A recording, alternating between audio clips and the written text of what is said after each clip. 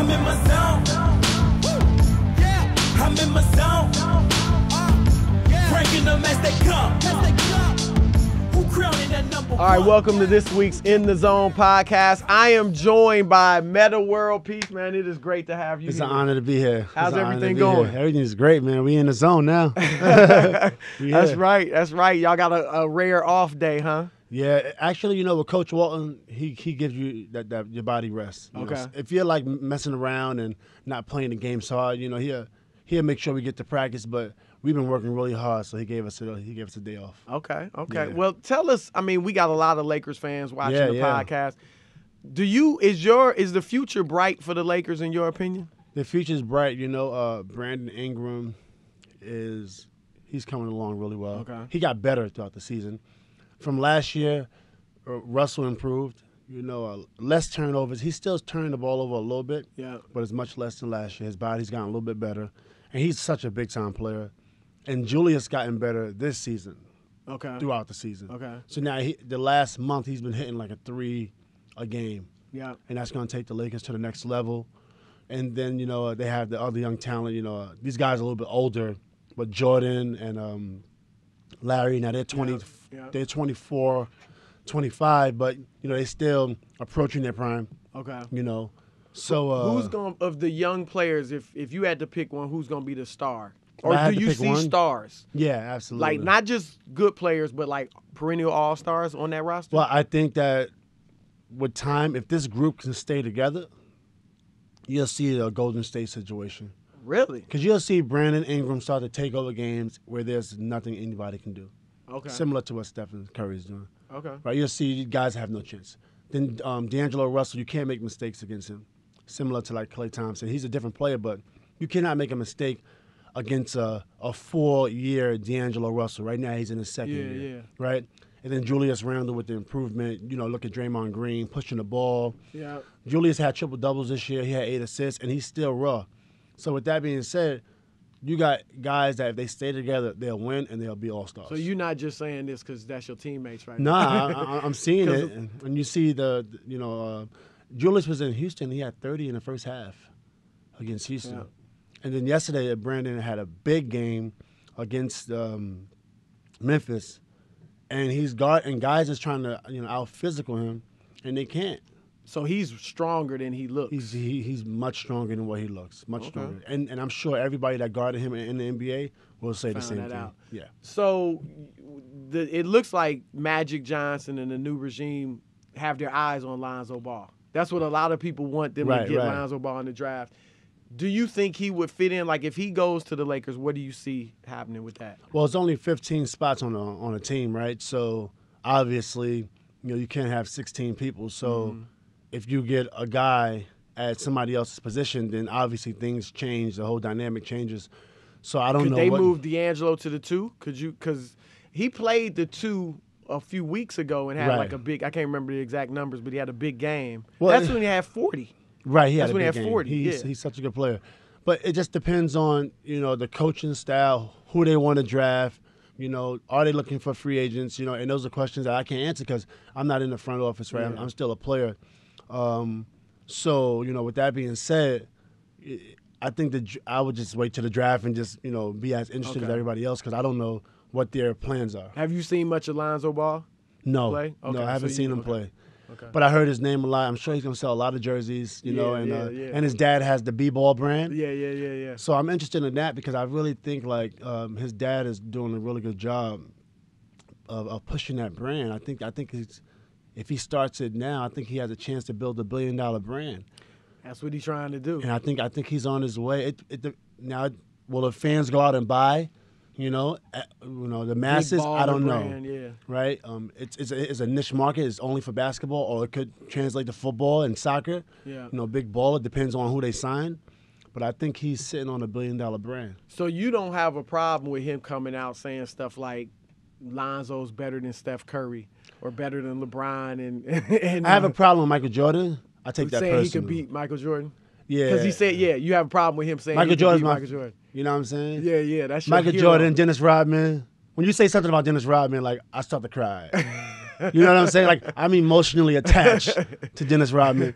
And not as much attached to Michael Jordan, but I'm attached to Michael Jordan also. So when you start mentioning Michael Jordan's name, my childhood hero, like I have a problem with that.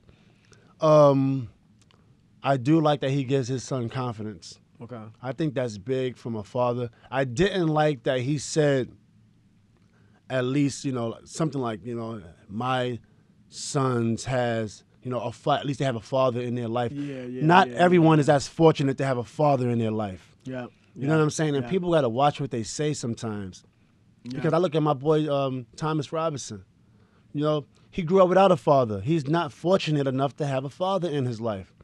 And he grew up, under the circumstances of being, in environments that's not healthy for children. Yeah. So not everyone is as fortunate as the Ball brothers, to have a father in their life that's supportive.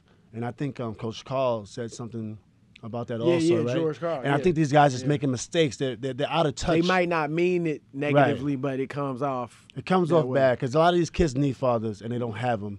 So he needs to chill out on that. But everything else, I really enjoy what he's doing. He's fun. And I think he might have a chance to be a commentator or something. Well, they talking about a reality show. He needs it. He needs it. Nah, he's ratings galore. That's for sure. He is, right? He's great. So you mentioned Michael Jordan. Now, you obviously, everybody knows you from Queensbridge, New York. So you were a Jordan Bulls fan growing up in Queensbridge? Yes. Is that how you got so tough having to fight all the time because you was a Jordan fan? Yeah, I know, right? I was a B.J. Armstrong fan. Okay. B.J. Armstrong is my favorite player. Why? And because, I don't know, I just was attached to him. From Chicago or all the way back to Iowa? Chicago. Okay. Only Chicago. I never watched college basketball, and so he was my favorite player. And then obviously Michael Jordan, just with the superstar status, I was really interested in Michael Jordan because his defense. Okay. When I was young, I didn't really know much about basketball, but I knew that Michael Jordan was tough. He would always guard the best players. I remember one time he had a bunch of games where he was guarding like Steve Smith and he was guarding Glenn Robinson or Glenn Rice, and he was taking these guys out their game and then giving them 30 on the other side. So I was like, wow, I want to be like that. So you like the defense? The defense, yeah, Michael Jordan's defense. Okay. Not so much his offense. I always looked at his defense. I learned a lot on how he used to say when you slide, you want to get your back foot ready to move. So I never paid attention to his offense. I wish I would have, but his defense was what really got me. So were you a Knicks fan or a Bulls fan? I was a Bulls fan. Okay. But when the Knicks played the Bulls, I did want to see the Knicks beat the Bulls. Okay. Even though I wasn't a Knicks fan. I mean, I didn't choose the Knicks over the Bulls. Yeah. But New York is in my blood. You know what I'm saying? Like, if New York is definitely 100% in my blood. Absolutely. So you also mentioned Dennis Rodman. Yeah. So what's the affinity you see to Dennis Rodman? I love Dennis. I love his story. He grew up without parents.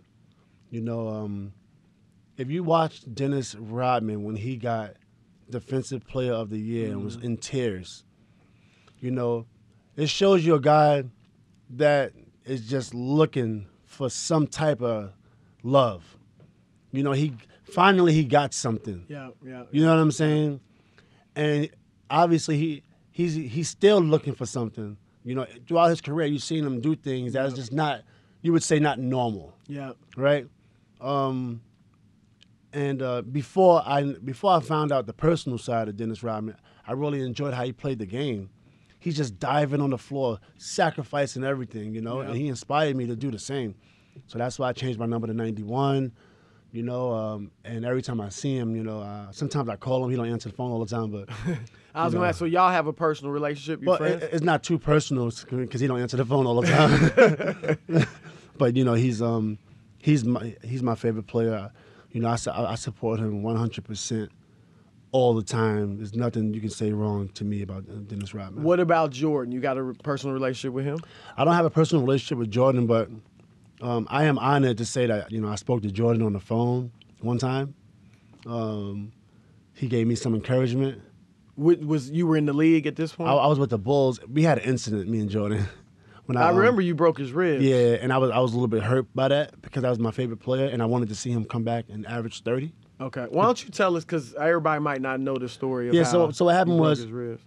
Yeah, so what happened was we was in Chicago in the summertime playing pickup basketball, And, you know, I'm super competitive. And then when I see anybody on the basketball court, at that age, Because this was right before when he was coming back to the Wizards. that's when he was coming back to the First Wizards. year. Okay, And he first averaged year. 25 that year. Yeah.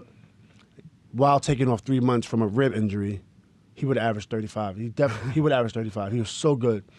So, you know, at that age when I played basketball, when I sense that somebody's better than me, I start to have a little fear, Okay. right? And I go into my street mode. So every time I'm on the court, I'm in the streets every single time. Yeah. You know, because I've been in incidences where we had to, you know, sometimes bring guns to the game.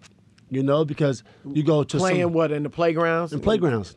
Wow. Yeah, So because you bringing just never guns. know. Like, if you want to get better, you got to go play basketball. And wherever the game was, that's where we was going. And sometimes we have to go in these hostile in neighborhoods. So y'all know? went packing. We went packing. We went strapped. Did y'all ever have to? Sometimes we had sometimes we pulled out a couple times. My boys sometimes. But anybody ever get No, shot? no, nobody ever got shot. We had some incidences where where it could have been escalated. But so that's how I grew up playing basketball, and I'm always on the defense. Okay. You know, so when I got a chance to play against Michael, immediately I'm like, I don't give a rat's ass. I'm So going you in. weren't intimidated that this is my hero. I'm going against Jordan. It wasn't that I wasn't intimidated, but on the court, it's survival. Okay. You know what I mean? So we was going hard. And Michael Jordan's crazy. He's just as crazy as I am. So what was he? Why you say that? What was he doing? He Give goes me some hard. examples. He goes hard. The example is just 100% every single time. You know? He wasn't taking it easy on No, you. Is he talking 100%. junk? Not really talking, because I didn't talk much, but he was talking trash. Okay. But it's hard to talk trash to me because I'm in your ass every single time. You So know what I'm saying? I'm was in he- your ass Was he every saying? time. Was he? Because I don't remember remember- when the story. I remember when it happened. Right, And I right. thought, you know, I was hearing different things that Jordan was talking trash to you. Nah, it wasn't like and then that. you, it wasn't a fight, but that you broke his ribs. It wasn't like what everybody reported. People reported it was strictly basketball, and Okay. Jordan was holding me. And every time Jordan got the ball, he scored. It was just that simple. So When okay. he scored every single time, you know. And I got tired of him scoring, so he was holding me, and I knew if I let him touch the ball, he's going to score. So I cannot let him touch it. So, and it was referees. They actually called the offensive foul on him too. On that play. On that play. So he was holding me, and I moved his arm out the way, and I hit him in the ribs by mistake. And that was like one of the worst days of my life as a basketball player. Wow. One of the worst days of my He life. went down and they. No, he didn't go down. Jordan's crazy. He'd die. He'd die So playing he basketball. kept playing. This is what Jordan does. So I hit him in the ribs. He holds his ribs. He takes about 5 seconds. All right, then it's his ball. And he ends the game on the jumper, and he walks off.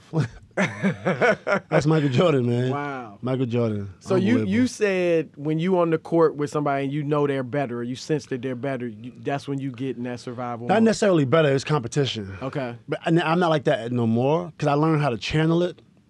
And Ray Lewis had a lot to do with that also. I learned a lot from Ray Lewis this year. I was asking him, like, how do So you y'all play? close, you and Ray. I'm not close with Ray, but he came and spoke to the team. Okay. And over the last, I would say, since 2009, since I've been really, really focusing on my therapy, my sports psychology, Yep. because I would always bring other things to the game. So I've been able to channel my energy Okay. better. Okay. But I asked Ray Lewis, I said, how do you play with that much intensity? You know, I see you out there, you're going out there in the beginning of the game, and you're fired up. Like, how do you stay focused? Yeah. Because if I'm not fired up, back in the days, if I'm not fired up, any one thing could tick me off.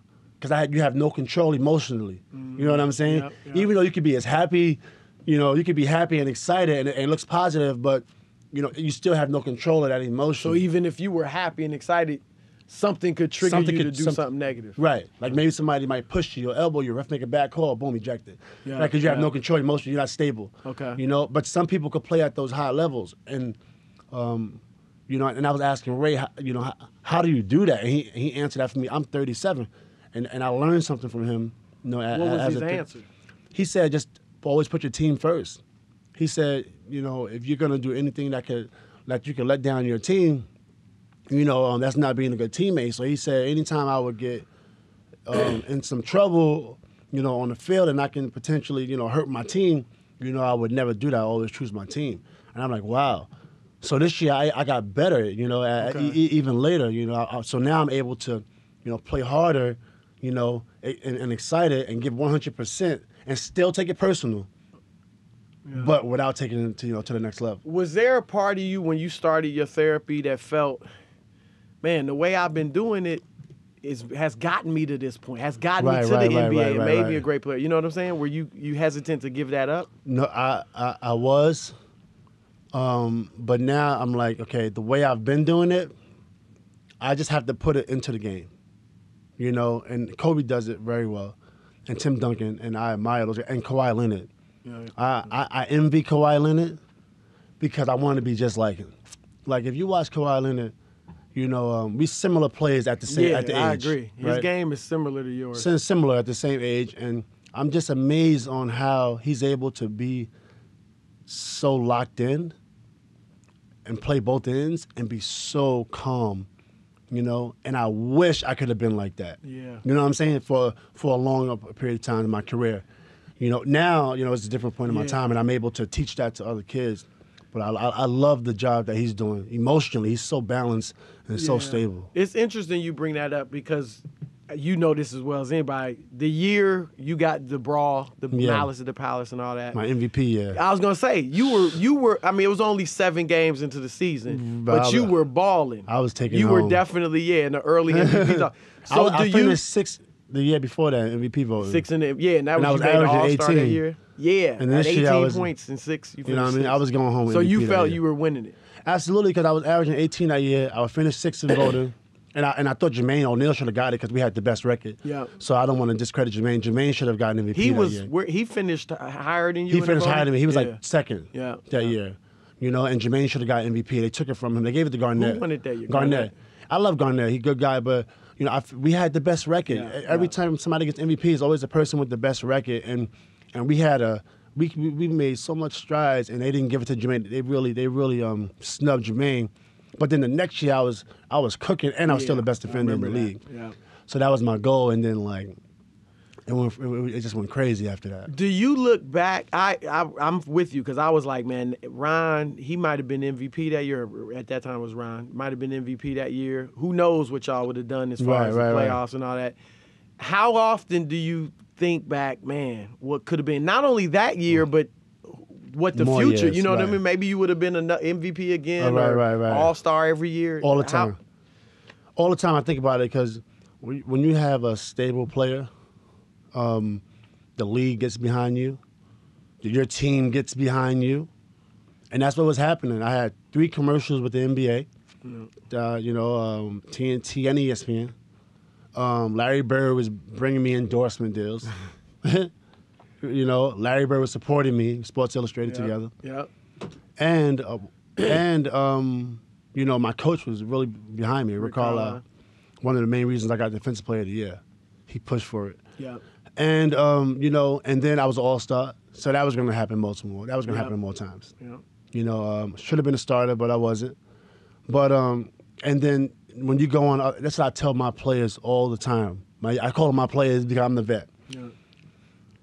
I say, listen, you need to stick with a team. You don't want to be moving because right now you're building your legacy.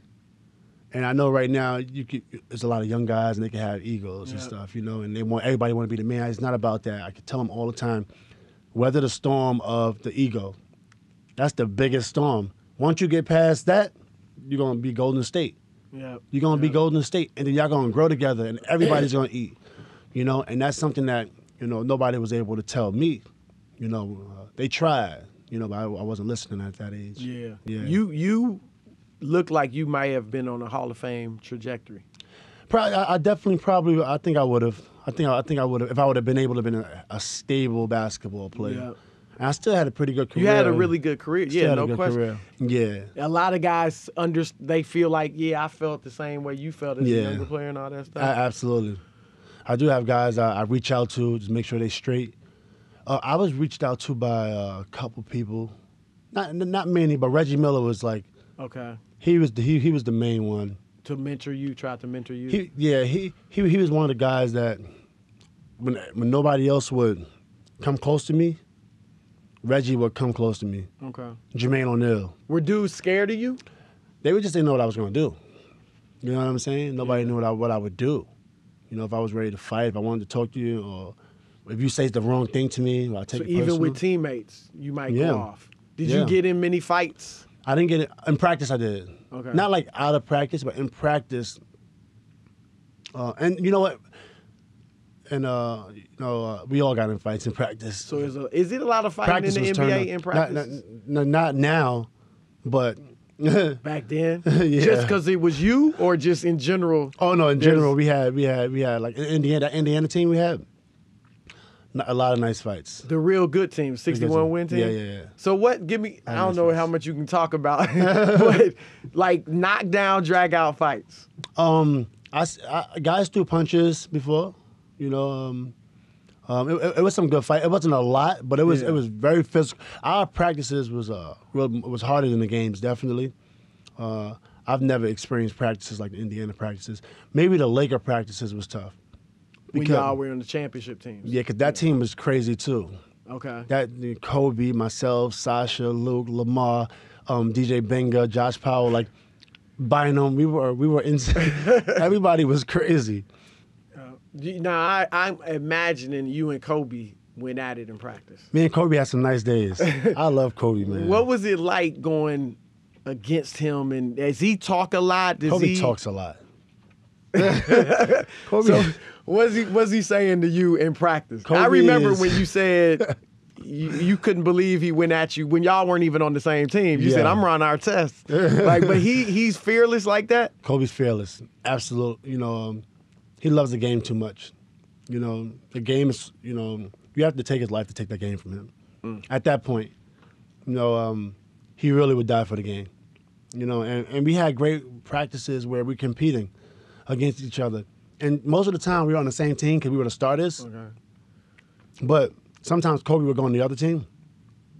And that's what I would do sometimes too. Not with the Lakers because I wanted to kind of just stay, you know, in sync with what they wanted to do. But when I was on other teams, I would always go to the worst team.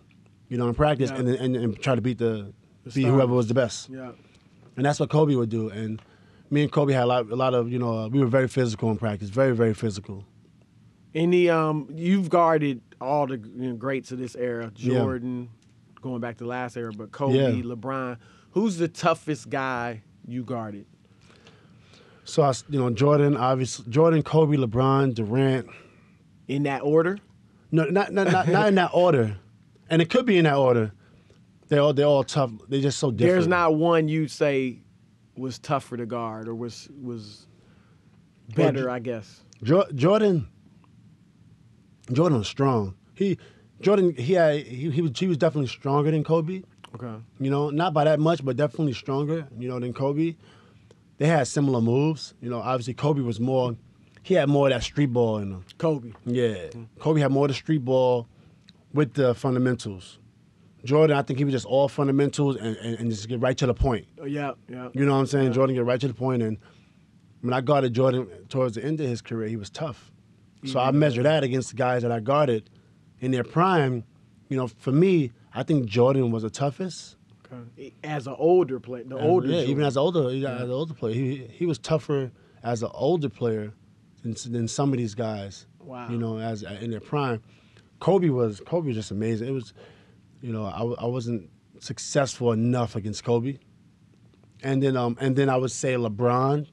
I had some good nights against LeBron defensively, and then I had some good nights against Durant. But they had their nights too where they, you know, went off for 30 balls and all that stuff. What's LeBron? I mean, he's bigger than any of the other guys, and bigger than you. What's it like guarding him? LeBron. The thing about LeBron is he's very unselfish. Right, so he can pass the ball. Yeah. And when I guard LeBron, I used to always want him to shoot. But he would just make the right play. Yeah. He's legendary. He make the right play, and it's really hard to guard. He's a team player. Then at the end of the game, you know, he's finishing with the win. His teammates are happy. You know, he's being aggressive. He's passing the ball. You know, and now he's even a better player. You know, so LeBron, you know, he was real unique in where some of the other All-Stars, they will always try to take it personal and go at me. I'll force them into misses all night. They just miss them all night. But LeBron was, he was unique where he would just make the easy pass. What do you think? LeBron's one of many players. It's not just him, but the players on the Warriors, players on the Spurs. Memphis is rested players. A lot of teams are rested players. What's your take on resting players, healthy players? Yeah, I think rest is important because at the end of the day. But like during the game, so you don't mind guys resting if they're healthy? They have to rest. I know you want to buy your tickets and you come into the game, but you know what? Just come earlier in the season. The guys gotta rest. At the end, but I mean like a game in December. If it's important. If that star, people come to see Metta World Peace. Right. And you rest in that day. So you think it's all right, though, for players to do that? Yeah, it's important. And you can't make a habit out of it, but if you're trying to win a title, and rather than risk a game where you can heal, because your body always have to heal, and that's how people get hurt when they don't rest. Yeah. It's very important that you rest, when you're trying to play for the bigger picture. One thing about most of the all-time greats, maybe all of them, is they've stayed relatively healthy in their career. It's one thing to break your leg where you can't control that, but you don't see a lot of the greats with a hamstring or a sore, just little nagging injuries. Right. How much does lifestyle play a part in that? Yeah, lifestyle is important. I think, the better you treat your body, the better your body will treat you. When you're not sleeping, you're not getting no rest, you're up late night. Guys make a ton of money, so, who knows what's going on in guys' life or in their mind. But at the same time, you got to put the game first, especially when you're playing for something. If you have an unhealthy lifestyle, I think alcohol has a lot to do with injuries. Okay. When you drink alcohol. How much, is there a lot of alcohol drinking? I don't know. In the NBA? I don't know, but I know for me personally, when I was in my prime, and I would go out and drink some alcohol, I would always have these nagging injuries, inflammation in the knees, tendonitis, back injuries, And then when I got older and I stopped that lifestyle, I feel better now than I did when I was 25. Really? Yeah. When'd you stop? What year, stop? I guess so you don't drink anymore. It slowly went down. Okay. I have a drink every now and then. But not getting drunk and but all not, that. but I have my nights. Okay. My summer times is my summer off times are epic. Season, yeah. My off season, it's calculated. So in the off season, I like to give myself 3 nights where I get hammered. Just 3 nights. That's 3 it. nights. The whole off season. Whole off season. Okay. I like to, and I plan it out.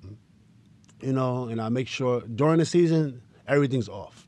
Okay. A month before the season, nothing. Everything stops. And even throughout the summertime, I'm not even drinking consistently. Okay. Right? So and then during the season, I'm able to, do all the drills everybody else do, and work just as hard as anybody else. At this age, the reason I don't drink during the season is because the recovery. I can't recover fast enough. Okay. If I'm drinking and I have a practice and I want to be effective in practice. Mm-hmm.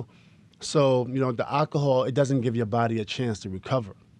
Even in the summertime, if you're trying to get better, and you're out partying all summer, you're not going to get that much better, because your body, you can't push your body to the limit. Yeah. So that's why I calculate my nights out in the summertime. So tell what's one of those 3 nights look like? Like what's the Oh yeah. You go to Vegas, you go, what does it look like? Well, definitely is Uber everywhere. Okay. Smart. Or Lyft. Actually, I like, maybe Lyft. But cabs, no driving. So you make enough money where you can get a driver. You know what I'm saying? Yeah. You make enough money where you can get a driver. And then not really with a crew all the time. Sometimes it'll be a couple of us. Okay. And I like to have one night where I just can't remember anything. You gotta have them nights, And then the cool thing is, back in the days, I had not a problem, but it was a consistent party and lifestyle. Well, there was a story when you were in Chicago that you were drinking before games. Remember that? Or lock in the halftime. I don't know if it was true, but you remember that story was out there. It was a little too much alcohol as a youngster. Okay. A little too much. And it was just consistent. Off season, you're working out hard, you train it, but then you go out that night, you have a little drink. You have another little drink. Then during the season, you go out when you land, you have another drink. And okay, how are you gonna maximize your potential with that lifestyle? You can't. Yeah. You can't. And you might be talented enough where you can score 30, but then your career's gonna go boom. It's gonna shoot down all of a sudden. And that's why I'm not declining like that fast. Yeah. It's a slow decline. It's a decline, but it's very slow. You know, you have life after basketball too, and that's what motivates me. Yeah. You know, to live a healthy lifestyle because, you know, I want to go to the beach. You know, after this and look good. I want to get up in the morning with my kids. Yeah. I want to go jogging and ride my bike. Yeah. You know, yeah. and that's what motivates me. I would have to go now overseas. MVP. That's a big discussion right now. Westbrook, no question. And I feel bad for Harden. Yeah. I feel bad for Harden. He's playing great.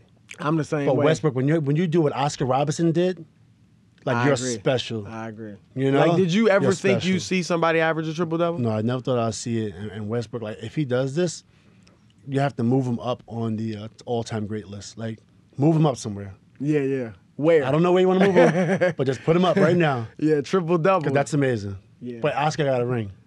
Yeah. Right? Yeah, So he got Westbrook, one ring. He needs to win a ring. Like his next phase in his life that goes to win a ring by any means necessary. What was your feeling on KD going to the Warriors? A lot of people had their opinions. Some people thought it was a chump move. Right. What was your take?